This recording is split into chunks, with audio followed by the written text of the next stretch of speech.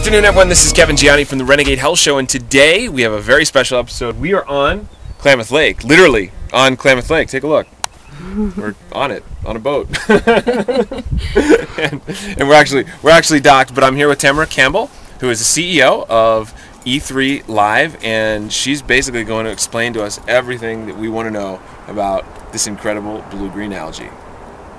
So let's explain, if you can explain very briefly the difference between, say, blue-green algae and E3Live. Okay.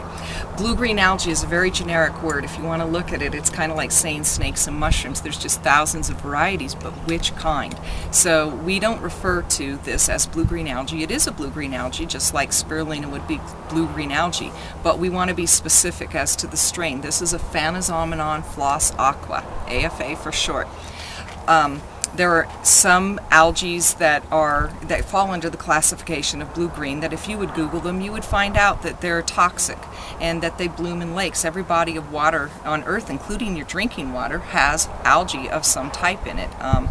There are many types of algae. Some are edible, some are not, some are toxic. This one happens to be a freshwater aquabotanical. It is an edible nutritional species of this incredible algae, which is a food. It's a bunch right there. Why this lake? Why does it grow here? It has to do with the area that we're located. Mm-hmm. We're on the Pacific Ring of Fire, which is all volcanic, as you know, and Mount Mazama, which is now known as Crater Lake, Mount Mazama blew up and it spewed the ash all over this area. So this lake is built on about 40 feet of volcanic mineral ash. Mm-hmm. And then we have geothermal activity underneath us because we are on the Ring of Fire. We have natural geothermal water and water springs that come up, so it's constantly bringing up massive amounts of minerals from the earth, natural minerals. And because of the amount of sunlight that we have, Klamath Falls is known as the Sunshine City. We have very few days of rain or cloud cover. Almost every day it is sunny. So with the weather being in a high desert, mountain, clean, pristine area, we've got the right type of water. We have volcanic ash. It gives it everything, all the nutrients that it needs for this particular strain to flourish. So why is it here? I would say because nature or God, however you choose to look at it, put it here in a place where it would be protected. Mm-hmm. You know, because it wouldn't survive, it wouldn't be able to survive if you put this into other areas or lakes where there was high amounts of recreation or things. You would never be able to harvest it. It wouldn't remain pure. So because of all the different things that are here, it creates conditions where this can be used as a food source.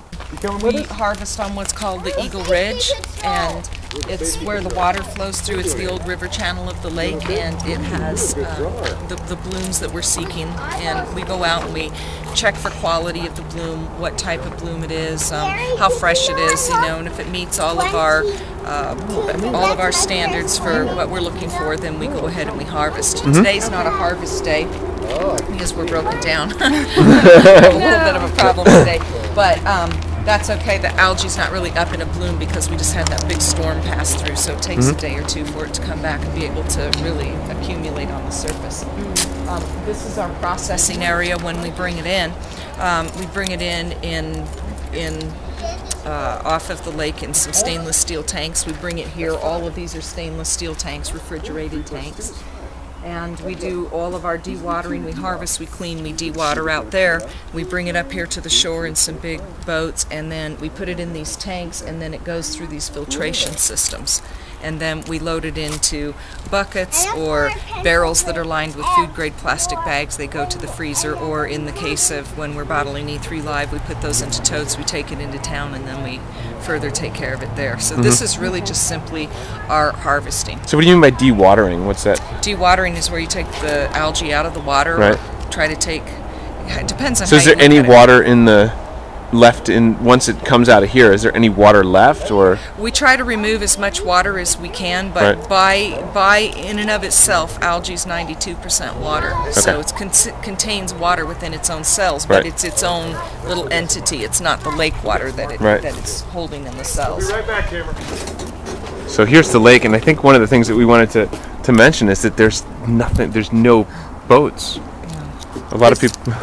This isn't a recreational lake. A lot of people think of a lake automatically. They picture that they would have boats or things, but this lake being where it is, first of all, we don't live in a highly populated area. We have a very short season of warmth here, so it's the recreation that you would find on this lake would be more like sailboats. It's one of the best wind sailing lakes here in the Pacific Northwest, and certainly in Oregon it's very famous for that. But this lake is 140 square miles, and we just traveled 17 miles up the lake from our home. All of the sailing is done at the lower end of the lake. We're at the very north end of the lake. So out here you'll see there's no houses. It's all bordered by state, federal timberlands. There's no houses, there's no development. So it keeps the area very pristine. And because of the algae in the lake, people don't swim or recreate in it. It's not a recreational lake. There are certain times of the year when we don't have algae blooms and some fishermen might come out or something like that, but mostly it's really on the lower end of the lake. Great. See it. Yes. And this is the algae here? This is the algae here, but today this would not be a bloom day. As you can see, although it looks like there's a tremendous amount of algae in the water, and there is, we can't capture it because it's too thin. We have to have what's called a bloom of algae. And what that is the algae will start to divide itself and it'll become very thick. And it's like the sprouts, if you will, the beginning of the algae, and that's what we look for. We don't go in and harvest anything that's old. We look only for blooms that are vibrant, that are brand new, that are fresh. So I compare it to like sprouts, looking for the fresh, young, just starting to grow type algae.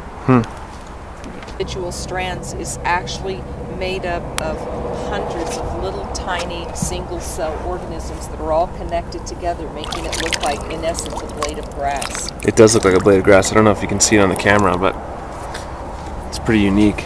It looks almost like someone took a basket full of grass shavings and just dumped them into the water. Yeah, from their lawnmower. Yeah. It has a really beautiful, in a bloom, there's a certain smell in a fresh bloom that is, it smells really sweet, really vibrant. It smells like a lot of chlorophyll, and it's a really beautiful smell. You can't experience that here today because we don't have enough algae. Right. As the storm passes through, what it does is it stirs up the lake and kind of breaks everything up, and it takes a day for everything to calm down, and then it'll open back. There you can actually see Mount Shasta. Oh yeah. So between Mount Shasta and the rim of Crater Lake, that's a 200-mile distance that you're standing there looking 200 miles. If you just turn your head. Wow. It's a long ways to see, isn't it? Now you could literally, you're saying that it's not bloom, but you could eat this here, and could you get the same effects as something like an E3Live would? Well, you could, but we would not recommend that somebody would just come and take it out of the lake and do that, because the process that we're putting it through is we're cleaning it, we're filtering it, we're making sure that it's pure.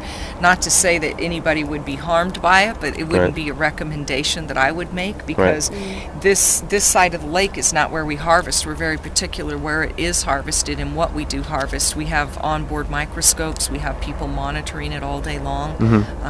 It's all about the purity and the quality. Yes. All right, everyone. Hope you enjoyed that. Your question of the day today is, have you tried E3Live? Go ahead and post it down below. Let us know your thoughts.